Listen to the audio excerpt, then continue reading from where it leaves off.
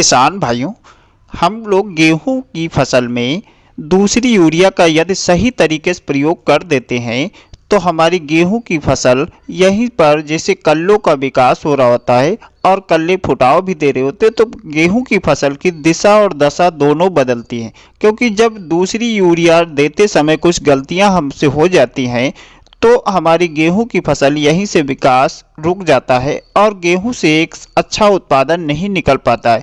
तो आज हम लोग इस वीडियो के माध्यम से जानेंगे कि दूसरी यूरिया हमें कब प्रयोग करना चाहिए, किस तरीके से प्रयोग करना चाहिए और कौन सी यूरिया लगाते समय बातों का ध्यान रखना चाहिए। तो वीडियो को पूरा देखिए ताकि जानकारी कंप्लीट आप तक पहुंच जाए।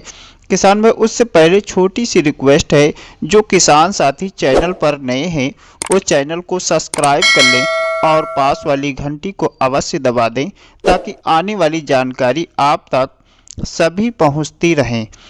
किसान भाई, अब हम लोग जानते हैं दूसरी यूरिया।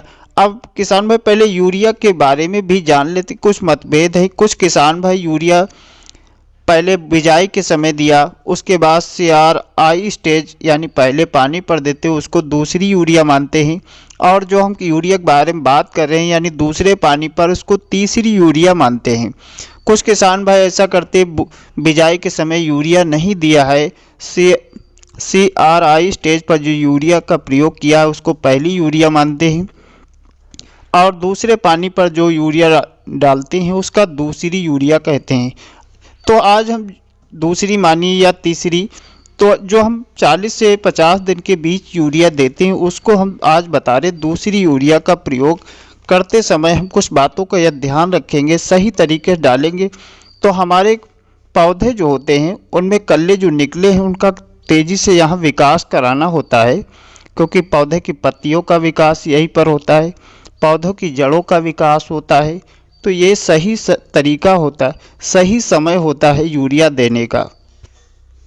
तो पहली यूरिया किसान भाई जिसे हम लोगों ने पहला पानी 20 से 25 दिन पर दिया है, तो यहीं पर हम लोग पहली यूरिया डालते हैं यानी बिजाई के समय के छोड़ देते हैं। तो पहली यूरिया इसको मानते हैं। CRI स्टेज जब होती है, पौधे की नई जड़ें विकास कर रही होती है, तो यहाँ पर बहुत महत्वपूर्ण होता है नाइट्रोजन। जब हम पौधों को यहाँ नाइट्रोजन दे देते हैं तो हमारे पौधे जो है क्लोरोफिल की मात्रा को मेंटेन रखते हैं। पौधे अच्छा भोजन जब बनाते हैं तो कल्ले भी ग्रोथ करते हैं, फुटाव अधिक निकलते हैं, जड़ों का भी तेज़ी से विकास होता है। तो पहली यूरिया तो हम 20 से 25 दिन या 30 दिन के बीच अवश्य प्रयोग कर देते हैं। अब जो हम पहला पानी 20 से 25 दिन पे देते हैं तो दूसरा पानी हमें 20 दिन या 25 दिन बाद तो देने होता है। यदि भारी मिट्टी होती है तो हम 40 से 50 दिन बाद दूसरा पानी डालते हैं।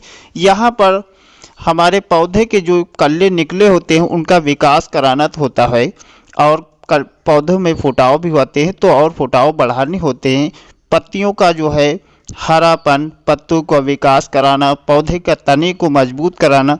इसलिए जो सही तरीके से हम यूरिया का प्रयोग कर देते हैं, या ना आगे करते हैं ना पीछे करते हैं, यानी सही समय पर यूरिया का प्रयोग कर दे तो पौधे को नाइट्रोजन की बहुत ज़्यादा जब आवश्यकता होती है, पौधे को नाइट्रोजन मिल जाता है तो पौधे अपना भोजन अच्छे से बनाते हैं क्लोरोफिल के माध्यम से, तो पौधे अपना ग्रोथ मेंटेन रखते हैं।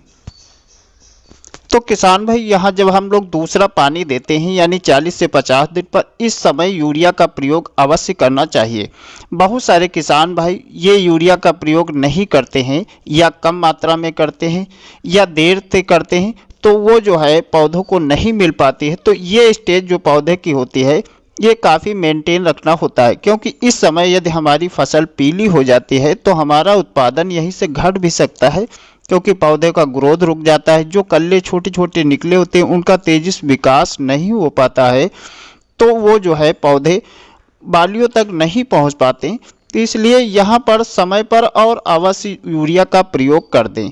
किसान भाई, इस तरीके से आप दूसरी यूरिया का प्रयोग करेंगे तो गेहूं से एक शानदार उत्पादन भी निकलेगा। जब आपकी फसल में अच्छे कल्ले होंगे, फसल हरी भरी होएगी, तो पैदावार यानी उत्पादन भी अच्छा निकलेगा। किसान भाई, यदि जानकारी अच्छी लगी है तो चैनल को सब्सक्राइब कर लीजिए और पास वाली घंटी को अवश्य दबा दीजिए ताकि आने वाली सभी जानकारी आप तक सबसे पहले पहुंचती रहें। धन्यवाद। जय जवान जय किसान।